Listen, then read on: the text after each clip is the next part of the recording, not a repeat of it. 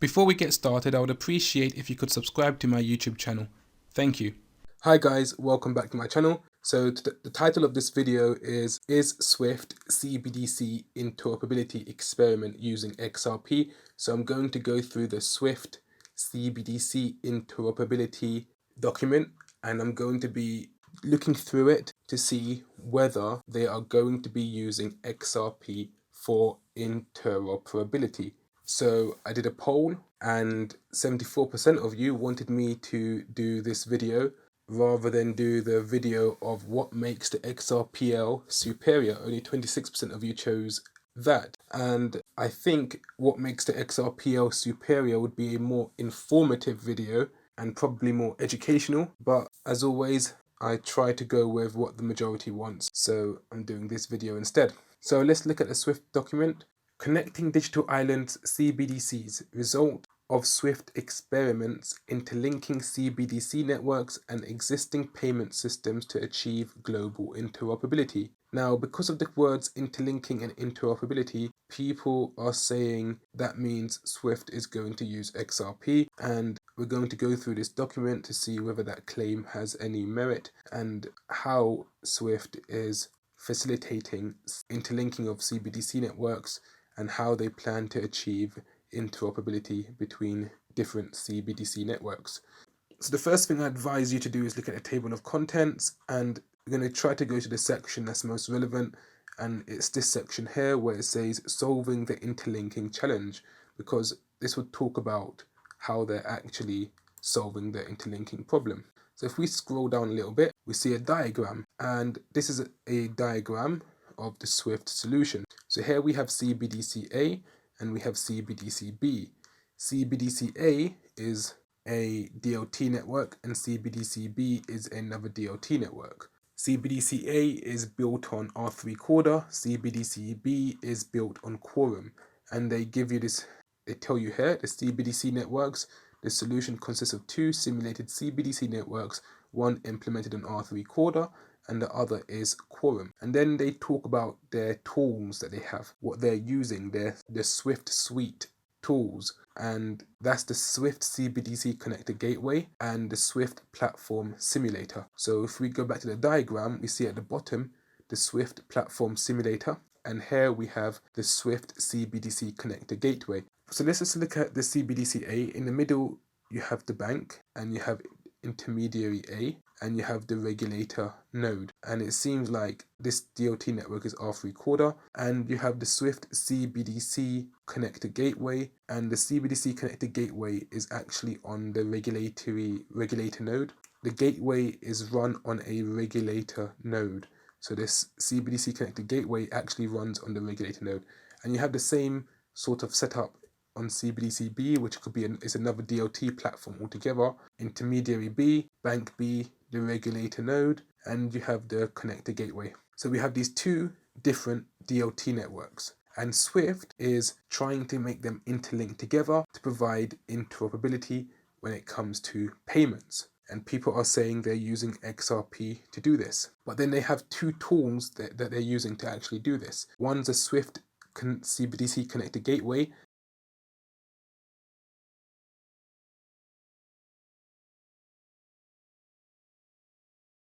and they're using the Swift Platform Simulator.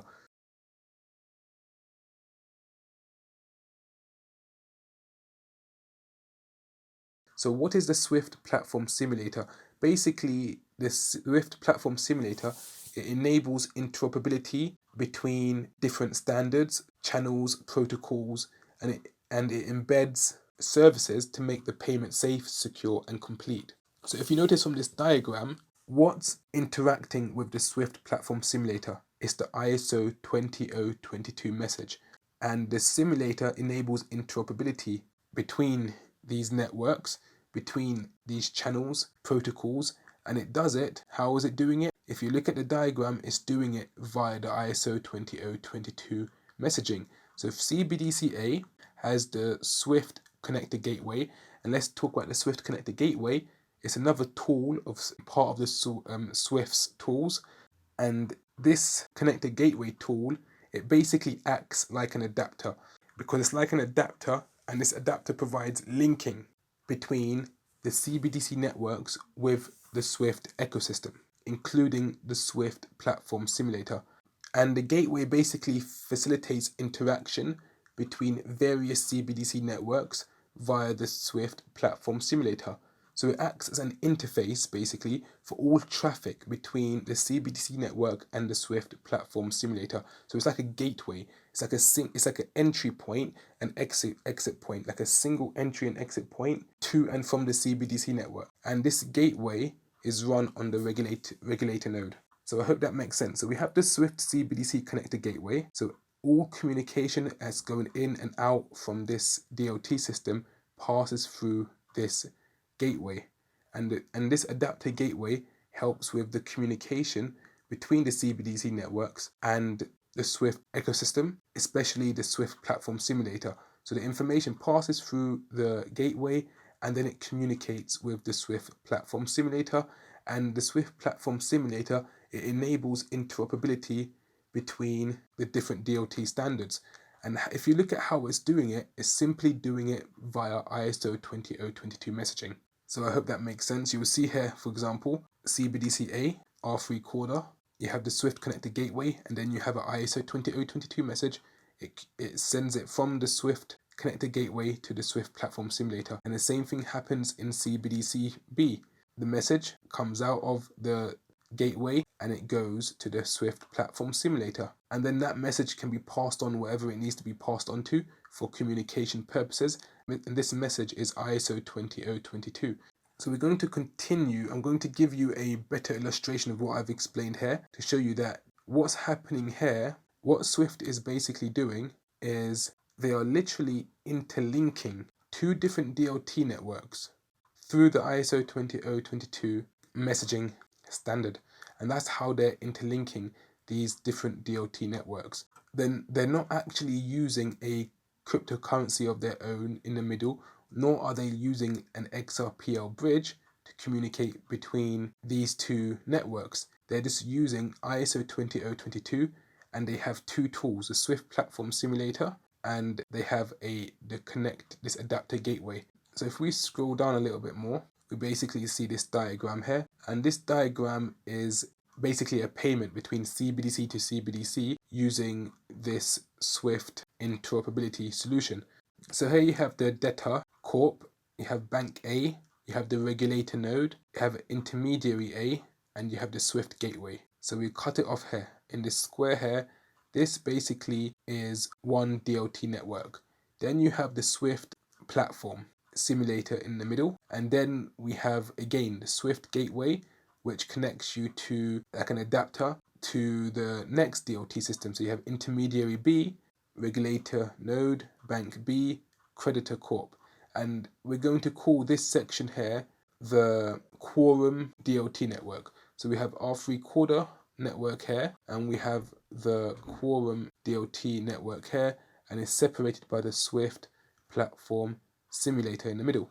And this is how a CBDC to CBDC payment would work in the Swift solution, and how it provides basically interoperability and the interlinking of these two separate DLT systems. So the payment initiation happens on the R3 Corda side, and they basically send a message to Bank A. Bank A sends a ISO 20022 message. It's in DLT format to intermediary A, which is another bank, another intermediary bank. And then that sends a message to the regulator node. The regulator node then sends a UETR, which stands for Unique End-to-End Transaction Reference. So the regulator node sends a UETR, which is an ISO message in DLT format. It's sent by the regulator node and it passes to the Swift gateway. So they send it to the Swift gateway, and remember what I said, the Swift gateway acts like an adapter where it links the CBDC networks with the Swift ecosystem, including the Swift platform, and it basically facilitates interaction between various CBDC networks via the Swift platform simulator, and it acts as an interface for all traffic. So the Swift gateway acts as an interface for all traffic between the CBDC network and the Swift platform simulator. It's like a single entry and exit point to and from the CBDC network. So it passes through the Swift gateway, and the Swift gateway sends that ISO 20022 message to the Swift platform. And the Swift platform enables interoperability between the different DLT standards, the channels, protocols. It enables interoperability between the two different DLT platforms. So that message then passes to the Swift gateway of the other DLT system. And that's how it communicates with the Quorum DLT system through the message. So it passes through that Swift gateway, their Swift gateway, and then they send that ISO 20022 message in DLT format to the regulator node. The regulator node sends a message to the intermediary B bank, and the intermediary B bank then locks up funds via escrow in the regulator node. So here you see on this section here, funds are then locked up by escrow on the regulator node, and they do this in order to not allow double spending basically. And then the intermediary bank sends another message, ISO 20022, to bank B. Bank B sends a message back to the intermediary bank, and then the intermediary bank sends a message to the regulator node, and the regulatory node then sends a message all the way back to the other DLT platform. So it leaves the Quorum DLT system because it wants to go all the way back to the R3 core, the regulatory node. So the message passes through the Swift gateway, the Swift platform, it enters the DLT system on the other side, and the UETR settle with intermediary. It goes all the way to the regulatory node. And then this regulatory node on the other side, where the payment initiation started from, is telling them that they can now release the funds. So then another message is sent all the way back again from the Swift gateway, Swift platform, back into the Swift gateway of the other DLT system, and then to the regulatory node, and it tells the regulatory node you can release the funds now to bank B. The funds are in escrow. The funds are released to bank B. Bank B credits the account of wherever it's supposed to go to. Then bank B sends another message to the regulatory node telling them that basically the transaction has been completed. It passes through the Swift gateway to the Swift platform, back into the Swift gateway of the other side of the other DLT system, all the way to the regulatory node to tell them that the transaction has been completed, all the way to bank A where the payment initiation started from to say the transaction has been completed. So guys, look at this system. Does this look like XRP to you? I mean, this whole system is Swift basically communicating between two DLT networks, and they're communicating between them via ISO messages. And the ISO messaging is literally how they are interlinking them together. They are not interlinking them together by using a neutral bridge asset. In fact, there is no neutral bridge asset in this example. They are simply linking them together through ISO 20022 messaging. And basically this system reminds me of the conventional way Swift functions, because we know today Swift doesn't handle money. Swift doesn't handle the processing of the actual funds. All they do today is deal with messages through correspondent banking. And this looks like a similar setup, but rather than using correspondent banking, they're using DLT systems, and Swift again is not handling the funding. All they're doing is handling the payment messages. And that's exactly how they're communicating between the two systems. If you look at the funding takes place locally. It takes place by the CBDC network in this part here, where it's as if it's like a Nostro-Vostro account sort of setup, where the regulatory node instructs Bank B to send them funds so that they can lock it up, escrow funds. This is not on-demand liquidity, guys. So funds are now locked up, and then the payment messages are sent back and forth. It looks very complex, and eventually the payment message is sent all the way to the regulatory node on the other side, where they now say you can release the funds. And remember the payment messages are sending information to each bank and intermediary that they need to know for this transaction to actually be accomplished. So when they say you can release the funds, that information goes all the way back to the regulatory node, and the regulatory node releases the funds that's in escrow. But if you noticed, no actual CBDC was sent from this side. Only a payment message was sent from this side from this DLT network. Only a payment message. So this DLT network sends a payment message to the opposite DLT network on a different system, and then that DLT network does the payment in escrow. So no CBDC was actually sent from one network to the next. The payment happened locally on the different network, solely based on the messaging that Swift is sending over. And that's how they're interlinking two different DLT systems together, simply through the messages that's being sent. They found a way to have two separate DLT networks.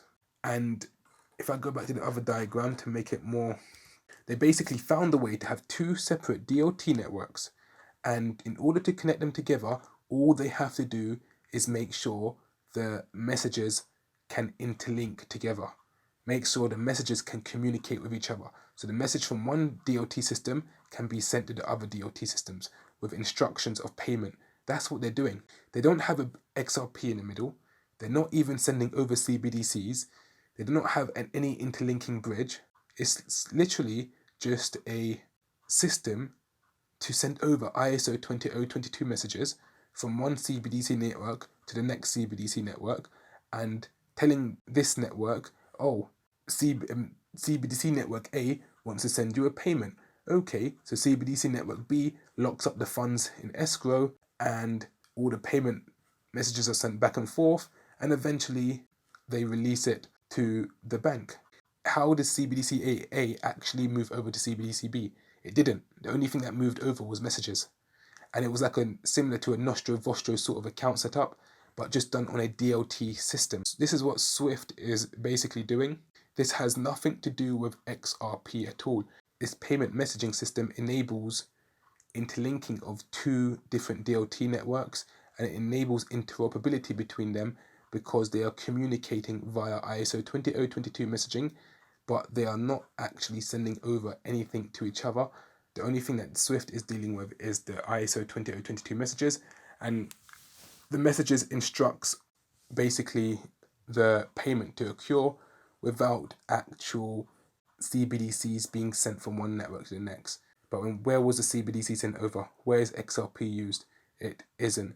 So this basically has nothing to do with XRP, guys. I mean, it literally has nothing to do with XRP. But one thing I can say about this system is that it has shown us that ISO 20022, the messaging, does improve interaction in cross-border DLT transfers, because it just shows that this ISO 20022 messaging standard can work with DLT systems, and it can be used for communicating between two different DLT networks, which Swift has shown that is possible.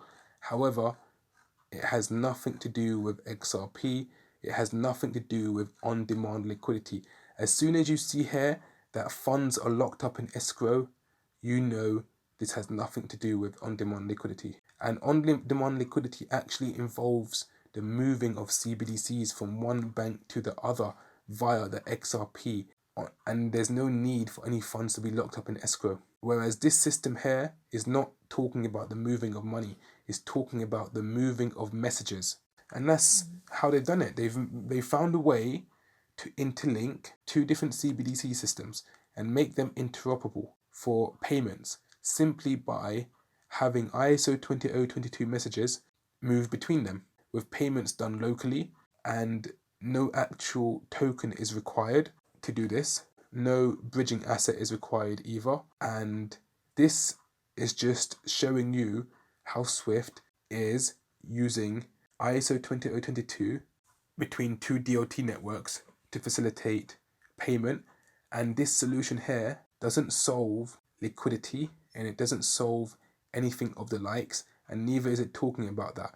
It still has a similar Nostro Vostro account sort of setup, and it has nothing to do with XRP, has nothing to do with XRPL, and it has nothing to do with a neutral bridge asset in the middle, on-demand liquidity. So everyone that's basically using this title and saying Swift experiments interlinking CBDC networks and existing payment systems to achieve global interoperability.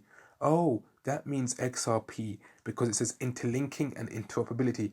No, it doesn't mean XRP, because if you actually look at the diagrams in the document, you would see that they are interlinking these CBDC networks via ISO 20022 messaging, and that's how they're making the two networks interoperable, and they have their own tools to do that. They're using the Swift platform simulator, and they're using their connector gateway, which is tools that Swift has built themselves. It has nothing to do with XRPL. The gateway is not the XRPL, and the Swift platform simulator is not the XRPL. They're just basically tools that Swift has built that enables two DLT systems to basically communicate with each other, communicate with the Swift platform simulator to make the messages in that part interoperable, and then pass on to wherever it needs to be passed on to. And then these ISO 20022 messages facilitates communication, and it instructs one side to make the payment without actually sending any CBDCs over, because the payment is done locally once they receive messages on what to do, and the payment involves at one stage being locked up in escrow, which has nothing to do with on-demand liquidity. So that's all for now, guys. Thank you for watching. Don't forget to like, subscribe, and hit the bell notification icon so as to not miss my next video.